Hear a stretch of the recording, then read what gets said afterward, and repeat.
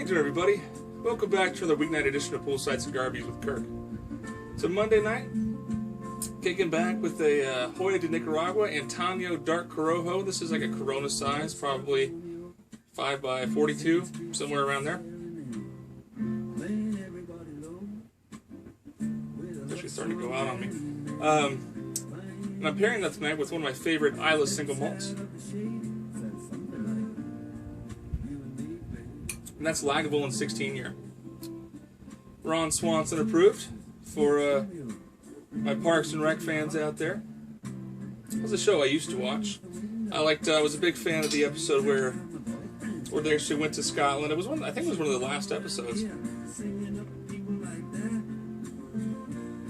But they went to Scotland, and Ron Swanson did a distillery tour, and they have him reading a Robert Burns poem on the cliffs at Isla. And you hear him crying, and he says, "I don't know what she expected me to get out of that." Oh well. If you don't watch Parks and Rec, I apologize. I guess that probably went right over your head, but it's a good show, so I recommend it.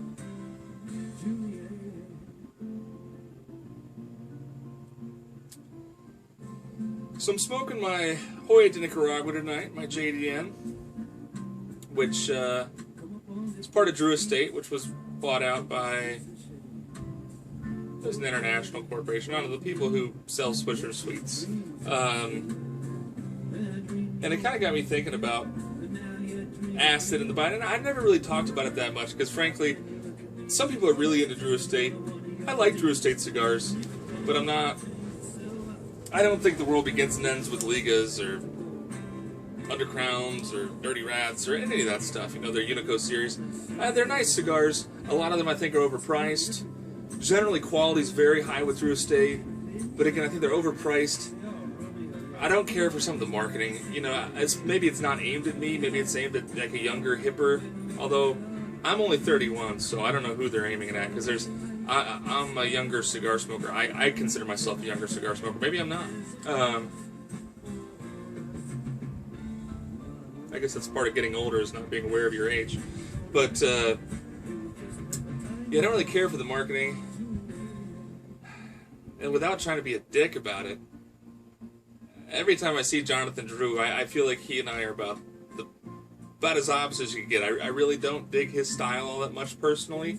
But, hey, we're all individuals. We can all do whatever we want. I'm not going to knock him for that. I'm not going to boycott his cigars for that. I'm just saying that when I see Jonathan Drew and I hear him speak and I see everything, he just, you know, a lot of times you see somebody and you think, wow, I'd like to sit down and have a cigar with that guy.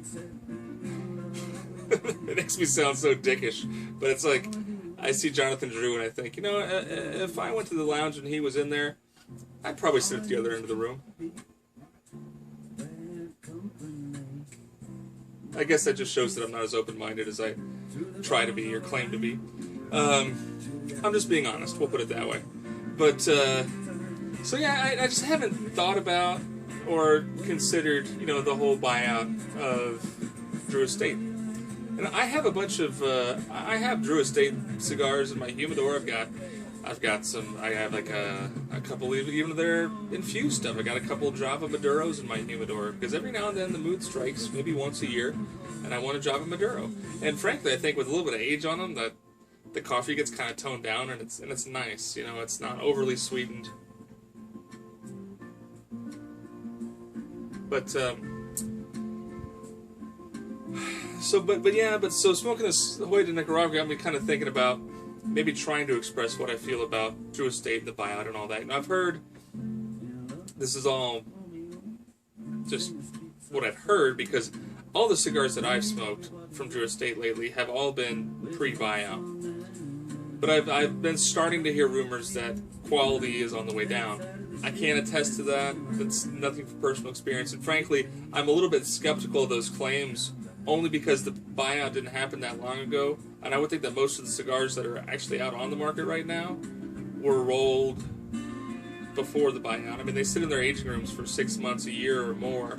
So, you know, and then after they're in boxes, I don't know how long it takes them to get out, but I would be surprised if there's many post-merger cigars out there. Although there might be, who knows?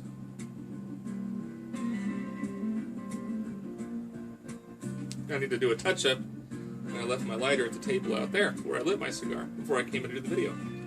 So we'll just try to get this going again. I'm not going to worry about it. But I'm not burning that evenly.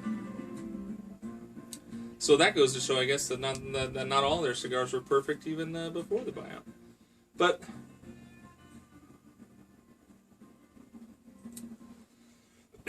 since the buyout, you know, I haven't bought any Drew Estate cigars, and I'm not boycotting Drew Estate because of the buyout. I'm more, it's not encouraging to me, you know, to have a major, like, I mean, I still buy Lagavulin, even though they're owned by Diageo. I really don't care for Diageo, but I really like Lagavulin. I like Kalila. I got a bottle of Kleinlich in there that's Diageo. It's hard to get Scotch almost, you know, about half the bottles it seems like are Diageo. You know, they own everything. So, you know, I still buy Corona and Modelo, which are owned by InBev, which is a Swedish company. I think they're Swedish. The European company that owns like all the beer in the world. You know, they got a controlling stake of Anheuser-Busch. So I won't necessarily boycott a company just because they were bought out by, you know, a larger parent company. Because, you know, I understand Jonathan Drew maybe wanted to cash in, maybe take a little less responsibility on the business end. You know, maybe he felt being CEO was just, you know, you got to do everything when you're CEO, more or less. At least you have to be a part of everything.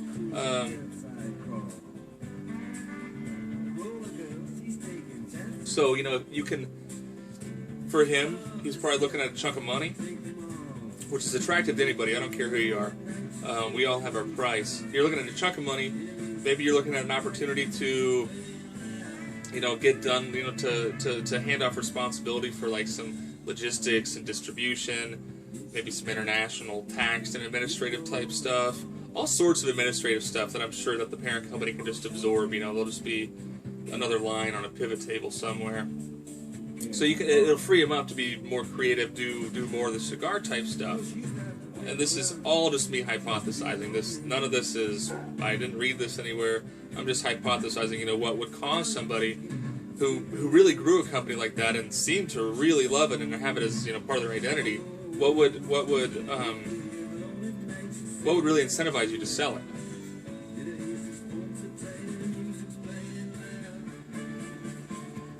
So, with all those factors, I'm not going to fault him, especially before I have any reason to believe that quality's fallen or that they've made different decisions with cigars.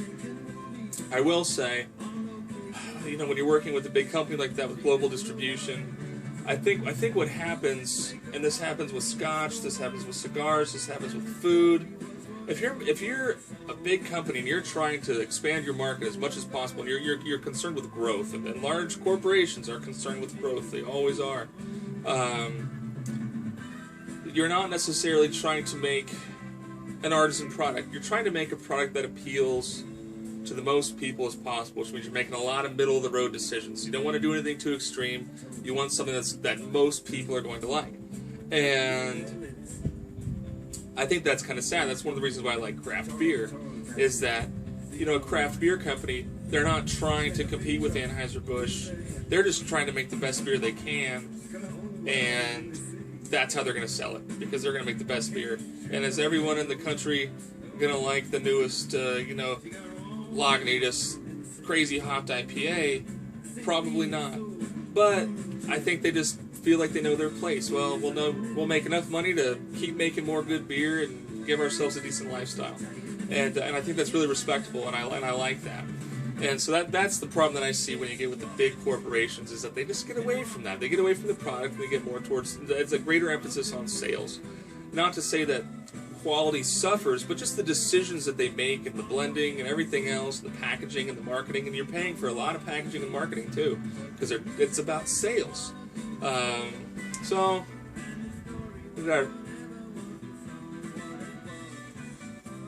not boycotting Drew Estate, but I haven't been incentivized to really go out and support them. And then as far as, you know, acid cigars and Java and all their infused lines, you know, I did just see, I think it was Cigar Vixen put up a picture on her Instagram from I don't know if it was their barn burner event or whatever it was, but Acid's got a new Cigarillo 3-pack in a vacuum seal that I'm sure is destined for gas stations, and it's got the biggest print on the package is the bright red 99-cent label. So I don't know how I feel about that. Not that I feel like cigars need to be expensive, but who's really your target market for something like that? Is that really a cigar? 3 cigars for 99 cents? You're going to call that a premium cigar? I don't know. I have a hard time believing you're going to get premium cigars for 99 cents. I think those are glorified blunt wraps at this point. My music stopped. We'll keep going. So that kind of put me off, but you know, acid in general, I've always been conflicted on, because I really do. I like cigar smokers, like all cigar smokers. I try to not judge people by what they smoke. And so if you're smoking an acid, it's still a cigar, I guess. And I want to be supportive of that. But on the other hand, I mean, an acid, it is most acids that I've had are quality cigars. They're well rolled. It's good tobacco. Now it's masked with flavors and sugar tips and things. You know, but it's kind of on that sliding scale. You know, I think it's a personal choice. Do you put that more in the category of the grape flavored Philly, or do you put that closer towards a premium cigar? And I've just never thought about it because I just don't care that much. But you know, it is kind of, you know, is Lagavulin going to start making malt liquor? I sure hope not. But yeah, I don't know. I guess I didn't really give you an answer on what I feel about acid. I guess if you like acid, smoke acid. I don't care. It doesn't bother me. It smells nice.